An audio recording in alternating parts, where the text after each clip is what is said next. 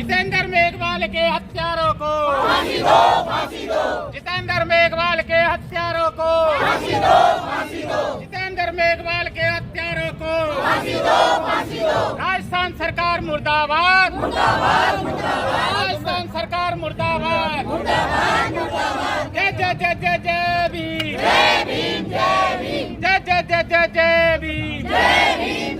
नमस्कार, भोजन टीवी देख रहे हैं आप और मैं हूं आपके साथ पूजा। इस वक्त हम मौजूद हैं दिल्ली के जंतर मंतर में और यहां से आज राजस्थान के पाली में जो घटना हुई थी जितेंद्र पाल मेघवाल के साथ, उसकी जो अब धमक है वो आप दिल्ली में भी सुन सकते हैं। दिल्ली में भी लोगों ने अब उनके लिए इंसाफ की मांग को लेकर यहाँ धरना प्रदर्शन किया है। राजस्थान में पहले ही चंद्रशेखर आज़ाद भीम आर्मी चीफ जो हैं उन्होंने वहाँ पर अपनी मांगों को रखते हुए सरकार से कुछ मांगे रखी थी। उनके परिवार को मुआवजा, एक नौकरी, इस तरह की तमाम मांगे वहाँ पर थी और जल्द से जल्द इस पे जो प्रक्रिया थी, न्याय प्रक्रिया, उसको सुनिश्चित करने की। लेकिन जब सरकार ने उनकी ये मांगे नहीं मानी तो अब 2 अप्रैल को वहाँ पर एक अनिश्चितकालीन धरना देने की जो चेतावनी है वो दे चुके हैं। लोगों का समर्थन भी उनको मिला, जन आक्रोश भी हमने देखा।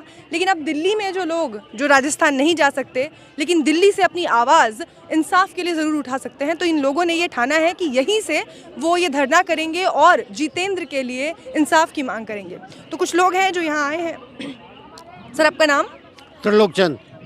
त्रिलोक जी, आप लोग यहीं के रहने वाले हैं, दिल्ली के? यहाँ दिल्ली के रहने वाले हैं जी। हमने जितेंद्र के पास जो निर्मम हत्या की है, उन्होंने धोखे से मारा है उसके विरोध में है। उन्हें, उनके परिवार को नौकरी मिलनी चाहिए, उन्हें मुआवजा 10 करोड़ कम से कम मिलना चाहिए और जो दोषी हैं जल्द से जल्द फास्ट ट्रैक पर कोर्ट लगा के फांसी की सज़ा होनी चाहिए। मेरी डिमांड ये है। बहुत आक्रोश है मन में, लेकिन ये ऐसा हुआ क्यों हुआ? मनवादी सोच के लिए है। क्यों? वो बहुत अच्छा दिखता था देखने में। उसके निगम हत्या करने का कारण यही है कि वो इतना अच्छा दिख रहा है, तो इसको ख़त्म ही कर दो। मतलब वो किसी जो जाति व्यवस्था है उसके शीर्ष पे जो लोग बैठे हैं उनसे अच्छा कोई नहीं दिख सकता। हॉरर कहना चाहिए, वो हुआ है उसके साथ। अच्छा, आपकी उम्र कितनी है सर? मेरी 67 है। 67 है।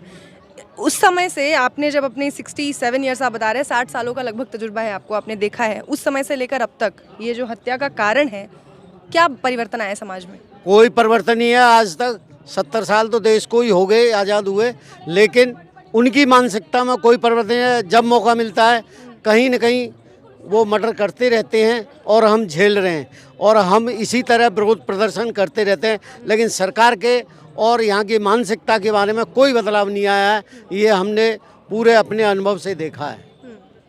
लगातार जिन राज्यों में बीजेपी की सरकार है वहाँ उसको लेकर आवाज़ें लोग उठाते रहते हैं, उनके खिलाफ बोलते रहते हैं। लेकिन राजस्थान में इस तरीके के मामले एक लंबे अरसे से सुनने को मिल रहे हैं।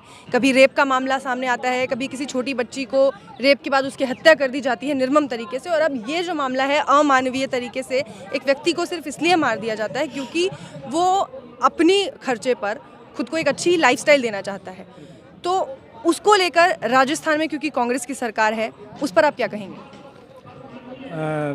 मैडम, आपको पता होना चाहिए जो सरकारी अपराध का रिकॉर्ड रखता है नेशनल क्राइम ब्यूरो, उसके अनुसार उत्तर प्रदेश दलितों के ऊपर अत्याचार होने में नंबर 1 है और महिलाओं के साथ बलात्कार में राजस्थान नंबर 1 है।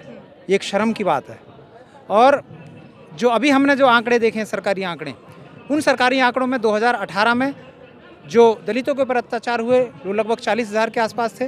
2019 में वो बढ़ के 45,000 हुए और अब 2020 के अंदर वो आंकड़े बढ़कर 50,000 से ऊपर पहुंच गए हैं। तो मतलब लगातार बढ़ते जा रहे हैं मामले। और जो हम कहते हैं कि कांग्रेस भी पीछे नहीं है दलितों के ऊपर अत्याचार करने में, और ना ही उनके लिए कोई पुनर्वास की योजना है। जितनी भी घटनाएं होती हैं उन सबको दबा दिया जाता है। 100 घटनाएं घटती हैं, उसमें से केवल 20% मामलों में ही सुनवाई होती है। बाकी जो है वो अपने रसूख के साथ में उनको दबा दिया जाता है या उनको कुछ पैसे दे के बंद कर दिया जाता है। ये बहुत ही शर्मनाक बात है। आपको लगता है कि ये कांग्रेस की सरकार जो उत्तर प्रदेश में जाके कहती है कि हम दलितों की आवाज़ बनेंगे, दलितों के लिए काम करेंगे, वो राजस्थान में उन दलितों की चीख को नहीं सुन पा रही? देखो, ये भी बड़े शर्म की बात है कि प्रियंका गांधी जहां मैं लड़की हूं, लड़ सकती हूं, लेकिन उन्हें वहां लड़ना चाहिए। ये इतने बलात्कार राजस्थान में हो रहे हैं, क्या उन्होंने अशोक गहलोत से जाके बोला, पूछा कि ये इस तरह की घटना क्यों घट रही है? और अगर इस तरह की घटना घट रही है तो आने वाले समय में राजस्थान के अंदर कांग्रेस की सरकार, क्या पूरे भारत में कांग्रेस की सरकार नहीं रहेगी। तो शशि भूषण जी हैं, जिनको आप जानते हैं, चेहरा जाना माना है, आवाज़ जानी पहचानी है इनकी।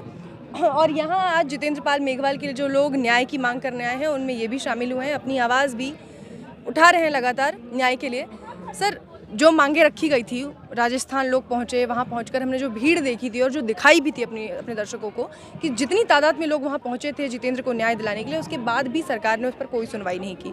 तो अब आप लोग यहाँ एकत्रित हैं, 2 अप्रैल से वहाँ जो धरना देने की एक चेतावनी दी गई है चंद्रशेखर आज़ाद की ओर से, वो भी दी गई है। अब क्या लगता है आपको कि उसके बाद सरकार कुछ सुनेगी? देखिए, हम वो डला नहीं जो घुल जाए पानी में, कौम की खातिर मिट जाएंगे भरी जवानी में। हमारे लिए बचपन तो माँ बाप का होता है, लेकिन जवानी और बुढ़ापा हमारे लिए होता है। और हमने जब अपने महापुरुषों को पढ़ा तो उसमें यही देखा कि उन्होंने अपनी जवानी में आग लगाई है, तब जाके हम लोगों को जीना सिखाया, सम्मान से सिखाया। ये सारी बात सम्मान की है। जिसके अंदर सम्मान जाग जाता है वो उसका बदला लेता है, टिट फॉर टैट। वो किसी पे विश्वास नहीं करता कि कोई मुझे न्याय देगा, वो खुद बदला लेता है। इसका जीता जागता उदाहरण बहुत हैं, लेकिन एक बहुत खूबसूरत उदाहरण है फूलन देवी का। फूलन देवी महिला थी, लेकिन महिला होते हुए बलात्कार होने के बावजूद भी उसे ये पता था कि मुझे न्याय कोई नहीं देगा, इसलिए तुझे न्याय खुद ही लेना होगा। इसलिए उसने वो कदम अपनाया जो बहुत ही एक कहते हैं ना कि लोग विद्रोही था। लोगों ने उसे डाकू कहा, लेकिन उसने खुद को अपने आप को बागी कहा। बागी और विद्रोही की लड़ाई थी। तो आज हम यहाँ ये तो आए हैं कि सरकार इनके बारे में देख ले, वरना हम जैसा कोई बावला अगर जिसका माथा फिर गया तो ऐसा ना हो कि एक जितेंद्र का जो मर्डर है उसका बदला 10 से जाके ले। फिर ये मामला बिना किसी बताए के, बिना मीडिया के, बिना किसी के, वो मामला फिर संसद में उठेगा। कहीं 10 लोगों की हत्या क्यों हुई, फूलन के बाद ये दूसरा क्यों ऐसा कदम हुआ कि संसद में आवाज़ें गूंजेंगी, स्पेशल बैठेगी। लेकिन फूलन देवी का आप जिक्र कर रहे हैं, और जिन्होंने अपने ऊपर हुए अत्याचारों का बदला खुद से लिया, वो उन्होंने 22 जो ठाकुर थे उनको एक लाइन में खड़ा करके मार दिया। उसके बाद जिस ठाकुर ने उन ठाकुरों की मौत का बदला उनसे लिया, उनको मार दिया, आज उस पर पिक्चर बन रही है, उसको सम्मानित किया जा रहा है।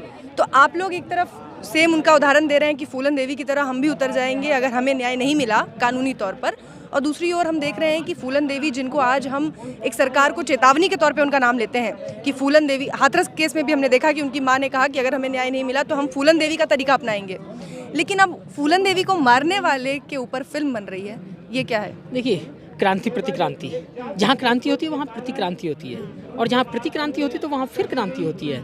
इसका उदाहरण, जब सम्मुख और राम के राज्य में जब ब्राह्मण जाता है, राम से कहता है कि मेरे पुत्र की मृत्यु हो गई, मैं अपने बेटे की अर्थी कंधे पर ले जाऊंगा, ऐसा नहीं हो सकता था। क्यों हुआ?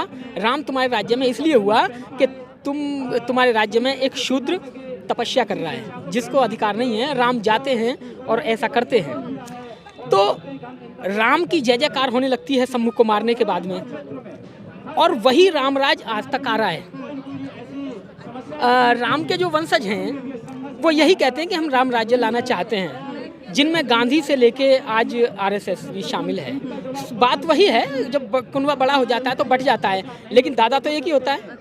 दादा तो वही था ना, विचारधारा तो वही थी कि राम राज्य स्थापित करना और शूद्रों को अपने अधीन गुलाम रखना। वही राम राज्य में हुआ, वही बीच फूलन देवी के राज में हुआ, आज वही हो रहा है कि जिसने, अगर हमने अपने उस शेर सिंह राणा को, फूलन देवी का बदला जिसने लिया, अगर उसको हीरो नहीं बनाया, अगर उसको मान सम्मान नहीं दिया, तो फिर हमारी जो आने वाली पीढ़ियां हैं वो हमें गालियां देंगी कि हमारे दादा परदादा कैसा करके गए थे और तुमने कैसे गवा दिया। इसलिए वो अपने इतिहास को, एक अपनी जो विचारधारा है उसको कायम रखना चाहते हैं। ये उनका काम है। उस विचारधारा के विपरीत बिगुल बजाना, बिल्कुल खड़े रहना, भगत सिंह की तरह दूसरे के लिए अपनी जान को जवानी में आग लगाना, ये हमारा काम है। लेकिन क्या है कि हम बाबा साहब डॉक्टर अंबेडकर के अनुसार बुद्ध के मानने वाले हैं।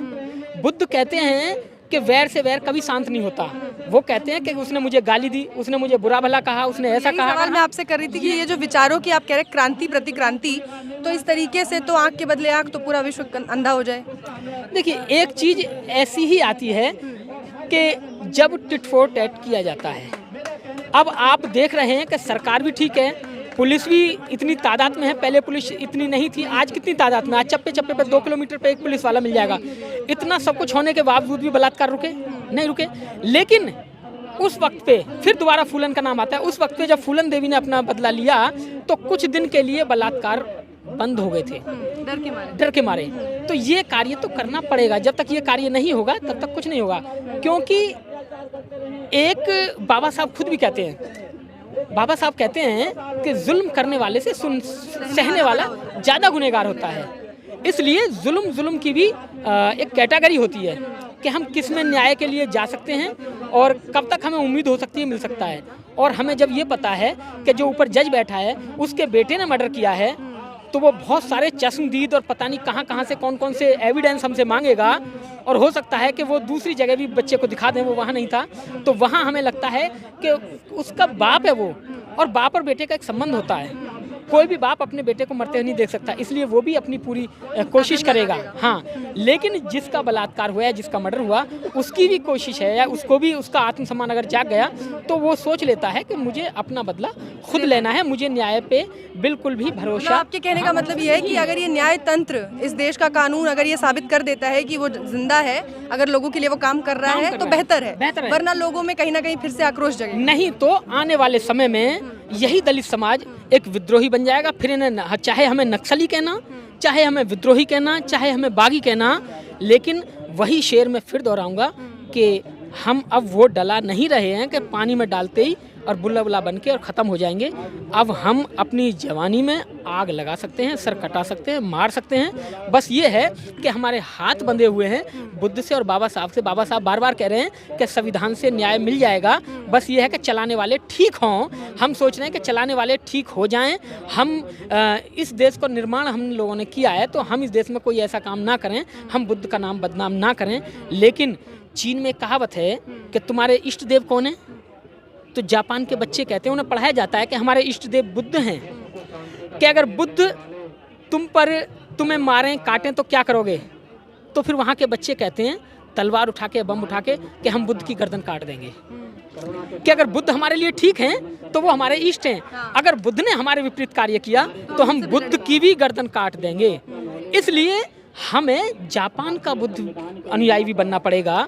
अगर हमारी जो गवर्नमेंट है, हमारे जो न्यायकर्ता हैं, अगर वो हमें न्याय देंगे तो सर्वमान्य है, क्योंकि न्याय की प्रक्रिया है, विश्वास रखते हैं हम भारतीय संविधान में। अगर वहाँ से न्याय मिलने की उम्मीद नहीं होगी तो फिर हम चाहे चोरी छुप के मारें, चाहे सामने से मारें, लेकिन टिट फॉर टैट। जैसे कि मैंने आपका परिचय देते वक्त कहा कि आपकी आवाज़ से भी लोग आपको जानते हैं, तो अगर इस न्याय की लड़ाई के लिए अगर आपके पास कुछ शब्द हों और उन शब्दों में आप उनको गीत के तौर पे सुनाना चाहें। वैसे ये मेरा गीत था, इस गीत को मैंने वैसे सुनाया। हाँ। तो गीत मैं आपको बताता हूँ। हम वो डला नहीं घुल जाएं पानी में, हम वो डला नहीं घुल जाएं पानी में, कौम की खातिर मिट जाएंगे, कौम की खातिर मिट जाएंगे भरी जवानी में। जय भीम साथियों, जय भीम साथियों, जय भीम साथियों, जय भीम साथियों। बहुत शुक्रिया सर, थैंक यू।